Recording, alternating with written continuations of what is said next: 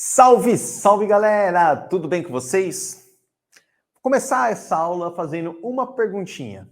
E essa é uma pergunta que a gente já abre o nosso slide aqui, ó. Quem trabalha no café para o barão? Porque é uma pergunta que permeia várias discussões. Se nós temos os barões do café financiando toda a estrutura econômica do Brasil no final do Segundo Império e início da República, só fora financiado porque tinha pessoas que trabalhavam para ele. No primeiro momento, quem de fato trabalhou para o barão foram os escravizados.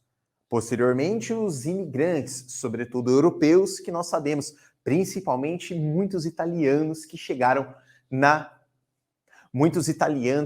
no estado de São Paulo, beleza?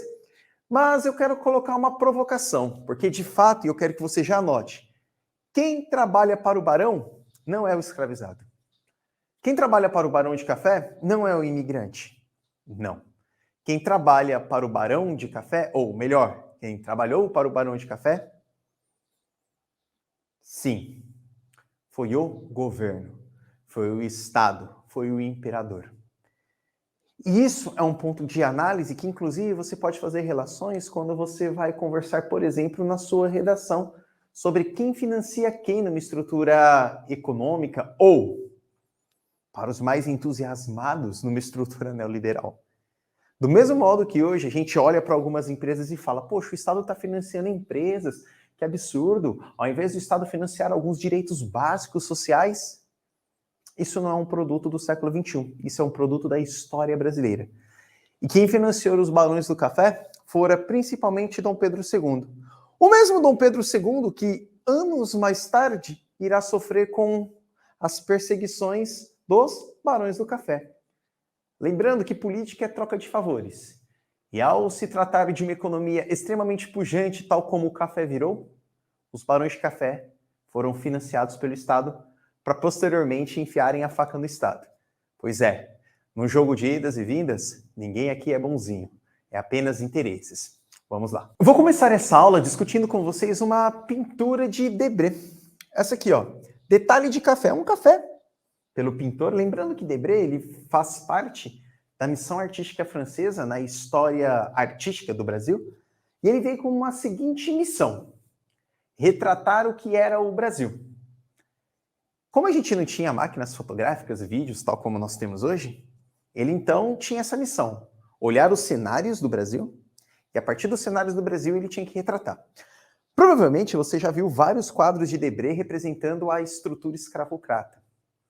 Mas eu gosto muito desse quadro porque ele mostra sobre uma linha extremamente romântica, uma linha de força, uma linha de caminho, o café. E o café, no século XIX, vai representar toda uma mudança social no Brasil. O café, para além de representar uma mudança social, ele representa também uma mudança no espaço. O café, ele começa a estruturar o que nós vamos chamar de urbanização brasileira. Embora a urbanização brasileira, ela basicamente tem a sua gênese lá no século XVII, século XVIII, no período da mineração. Mas as vilas em que se consolidou a urbanização era muito embrionária, era muito pequeno, pois boa parte da população ainda estava na área agrícola, diferente do que começou a acontecer com o café. Veja aqui. Para que tudo isso venha a acontecer, eu já começo a aula pau na máquina. Queremos mais café. Nossa, como assim? Pois é. Para você que assistiu uma outra aula nossa, em onde eu comecei a relatar sobre o crescimento do café na região do Vale do Paraíba, ali Rio de Janeiro e São Paulo, você provavelmente deve ter percebido que ao longo do processo e com a derrocada da mineração e a ascensão da cafeicultura, mais o financiamento já provocado desde a abertura dos portos das Nações Amigas, o café, somado à localização, somado ao baixo custeio para se produzir, começou a ser a grande galinha dos ovos dourados do Brasil. Com isso, muitos cafeicultores, muitos agricultores, ainda não barão, e vocês vão entender por quê, começaram a produzir cada vez mais. Mas eu vou ter um período aqui na história do Brasil que é muito importante. É o período que vai de 1821 a 1830. Só para vocês terem ideia, o café neste período, representava 18% do valor das exportações brasileiras. Sim, era um processo de transição. Só que eu quero que você faça um convite para você analisar a ascensão deste produto, pois poucas décadas depois, olha só, principalmente aqui na década de 1881 a 1890, este mesmo produto que poucos anos antes começava a ser produzido ali no Vale do Paraíba, passava a representar 61% das exportações brasileiras. Veja, é um salto absurdo, é um salto de mais de 100%. Logo, se o café passa a representar base da estrutura econômica brasileira, é claro que nós vamos ter que olhar com outros olhos. E toda a descentralização que o governo começou a fazer em relação à região Nordeste começa a ser angariado por essa produção. Vem comigo. Para tanto, não tem como você deixar de mencionar acerca do deslocamento do polo econômico do país. Vamos observar aqui este mapa. Este mapa ele vai mostrar um pouco do que era o Brasil nas ilhas econômicas do século XVI até 1930. O que eu quero mostrar aqui para vocês é que toda esta região que comporta aqui o Nordeste tinha como base econômica, basicamente, no litoral, o açúcar, a produção da cana-de-açúcar. Conforme os anos vieram passando e o interiorizar do Brasil se efetivando, nós tivemos uma grande produção, como vocês podem representar aqui em laranja, do ciclo do ouro. Mas esse deslocar da produção econômica vai se efetivar principalmente com a produção do café. E vejam aqui, Rio de Janeiro, São Paulo. Importante. Como este mapa retrata até 1930, logo ele já traz um avançar da produção dos cafezais aqui para o oeste paulista. No entanto, na produção inicial que eu venho mencionando, é sempre esta região aqui, que é o Vale do Paraíba, que pega o Rio de Janeiro e São Paulo. Tudo bem? Aí que tá. E por que o café acabou sendo muito importante? Pois o café ele vai trazer um leque de atividades para aumentar a produção do café. Portanto, conforme o café vinha se acumulando, conforme o café vinha aumentando a sua produção, se fez necessário investir, por exemplo, em ferrovias. Pois é. Ferrovias? Como assim? O Brasil, até pouco tempo atrás, basicamente canalizava sua estrutura por tropeiros, canalizava sua estrutura de transporte por trilhos ou caminhos extremamente tristes feitos por burros e agora ferrovias? Pois é, o café, quanto mais se estrutura, maior a produção. Para além disso, começou-se a pensar efetivamente no desenvolvimento de portos. Tá, não foi o café que fez o Brasil criar portos, afinal, desde a invasão portuguesa em território, você tem portos. Entretanto, foi o café que mostrou para o governo que os portos não eram o suficientes para escoar a produção, que começava a crescer cada vez mais no Vale do Paraíba. Então, o café nos trouxe um leque de atividades muito grandes.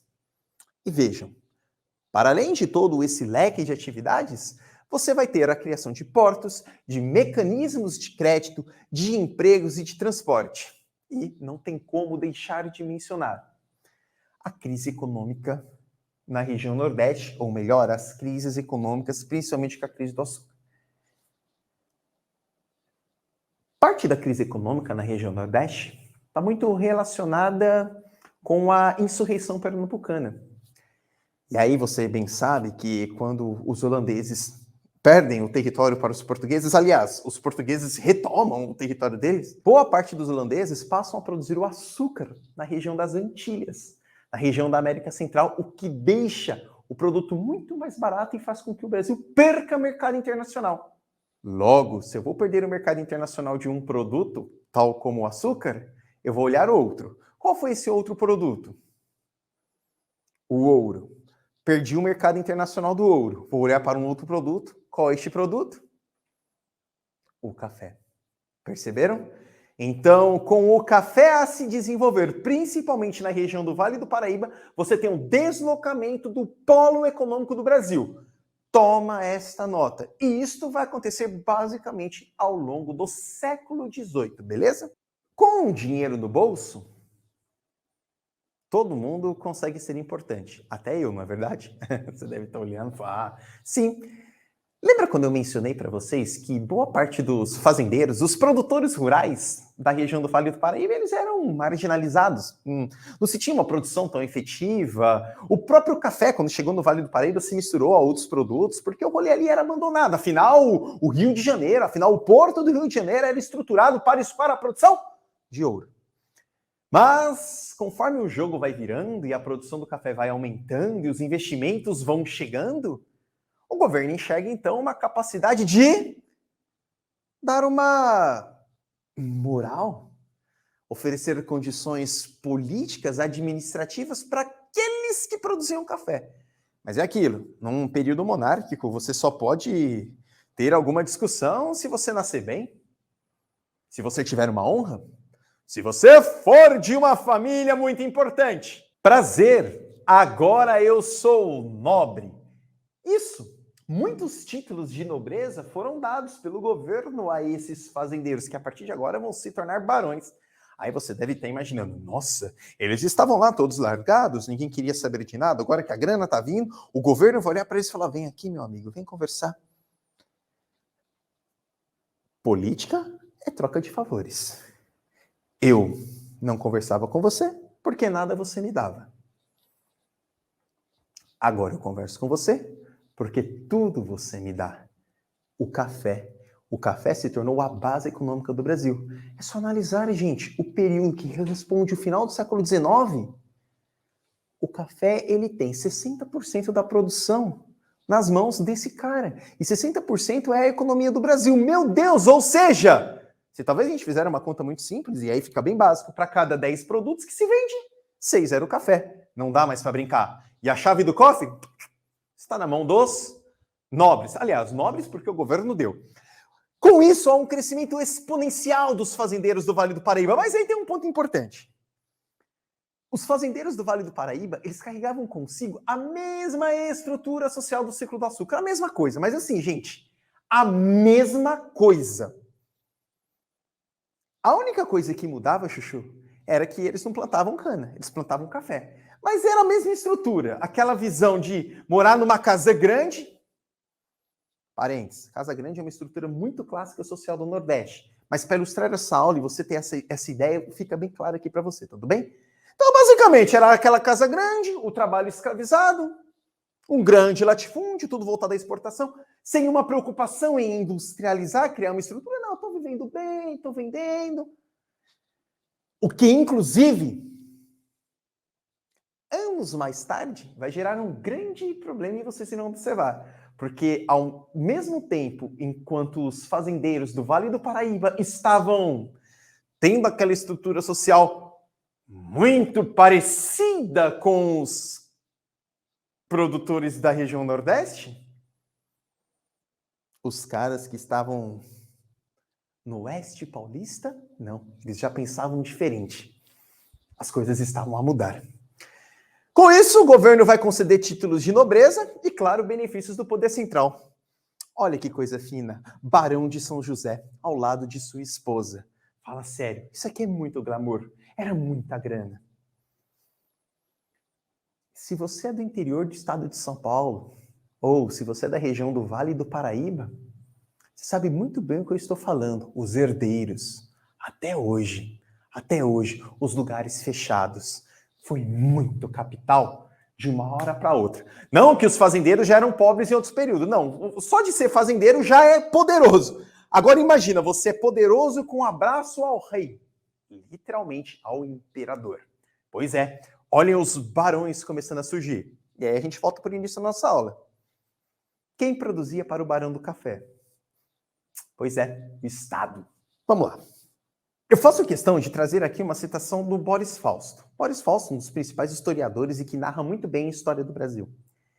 Ele diz o seguinte: a afirmação não deve ser entendida no sentido de que esses setores sociais se tenham apropriado do Estado. Quando eu digo os setores sociais, eu estou falando desses barões do café, porque é uma discussão que se faz. Esses barões do café se apropriou ao Estado? Não foi bem isso, não. Vejamos. Entre o Estado e os grupos dominantes na sociedade existiam diferenças. O indício disso se encontra no fato de que os presidentes de província eram, em regras, escolhidos fora dos quadros da elite provincial.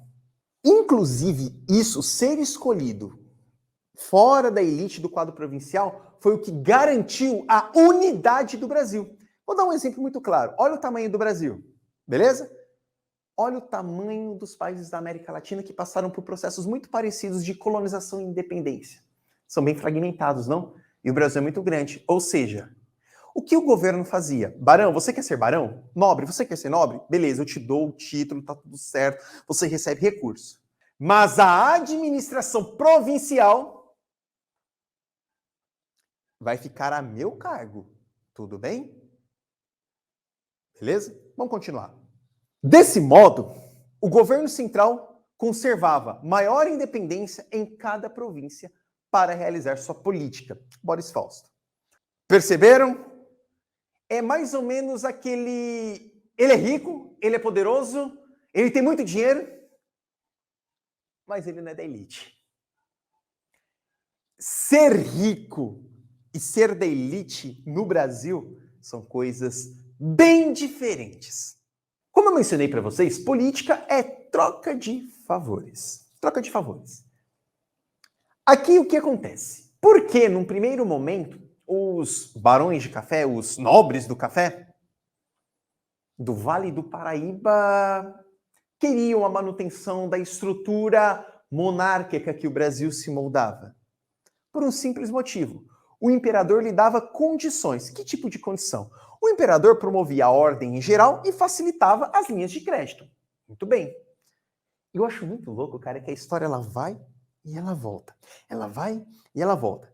Quando a gente pensa lá no absolutismo, provavelmente vem as lutas pela burguesia.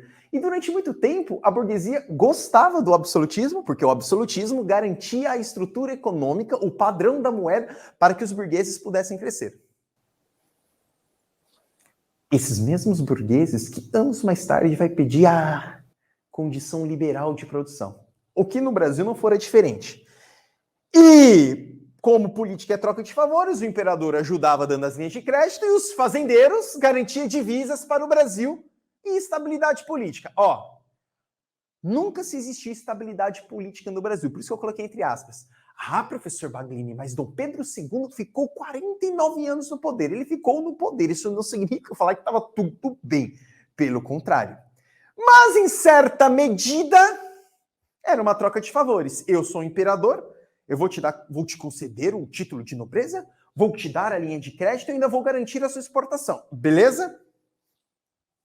Para o imperador, barão, você me traz as divisas e estava tudo certo. Aqui é uma fotografia que já representa o final do Segundo Império. Dom Pedro II, já desgastado, com o seu amigo médico, o Conde da Mota Maia.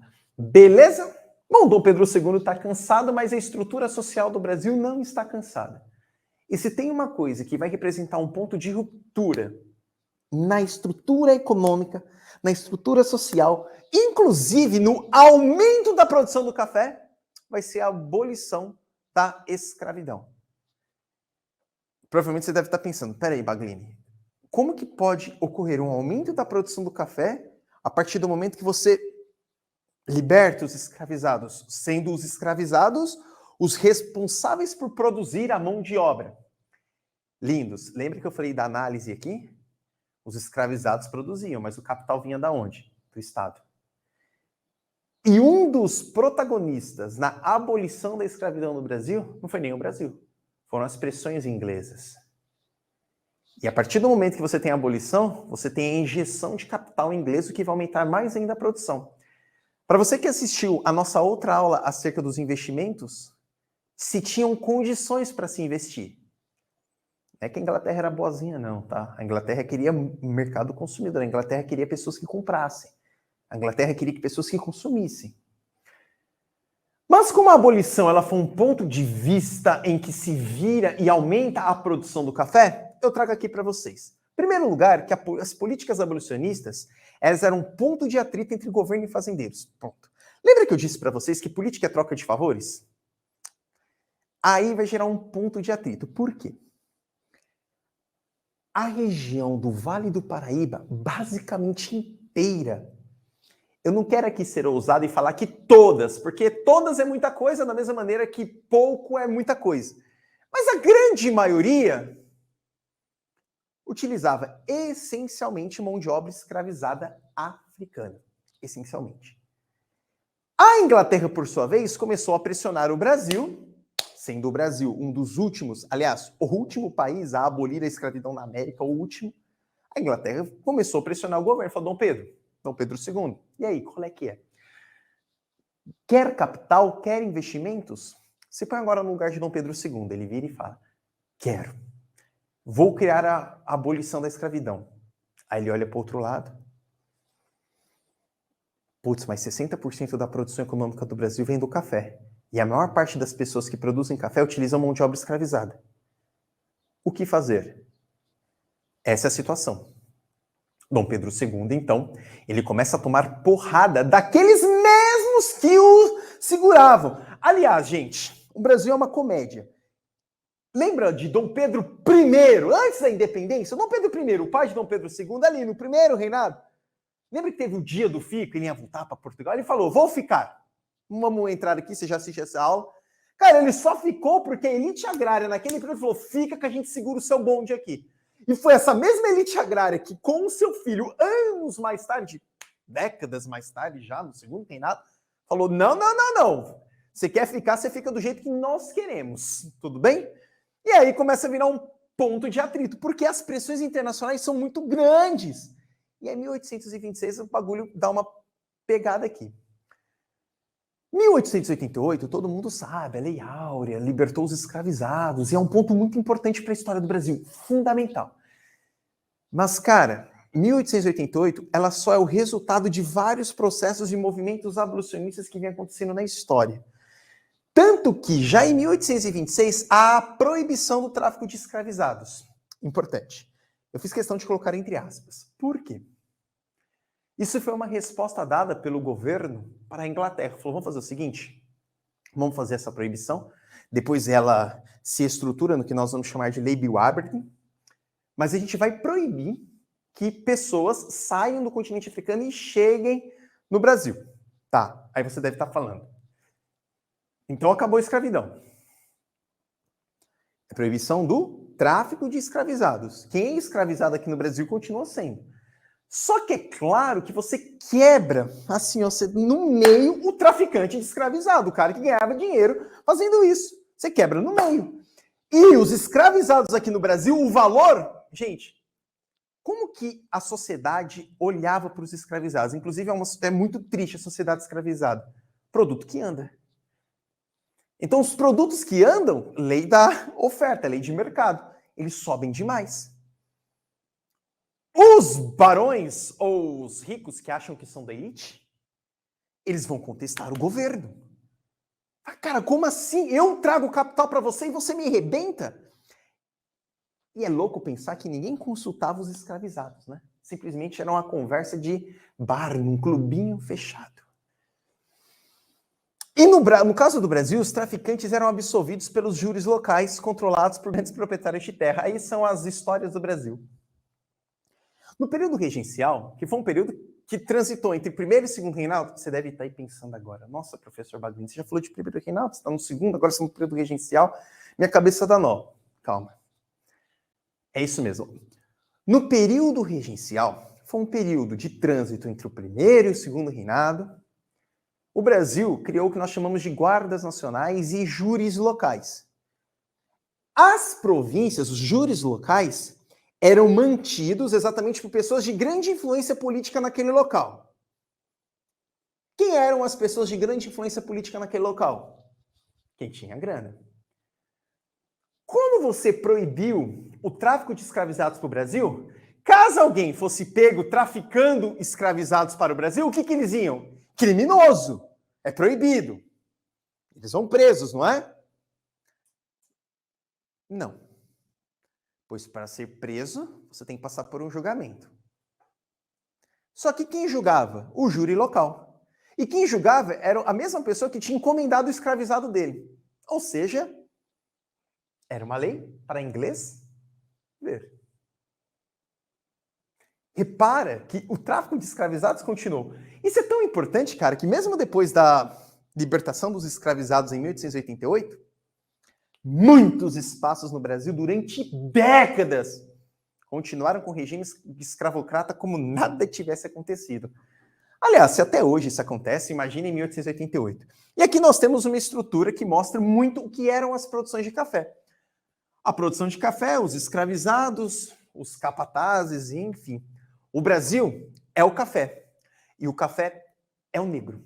Eram colocações que a elite, aqui é importante, a elite, ou melhor, os barões de café, elite, não, os barões de café, colocavam, exatamente, governo, se você tirar os escravizados, você vai rebentar com a nossa economia, você vai estruturar, aliás, você vai desestruturar tudo aquilo que nós estruturamos. Mas, gente,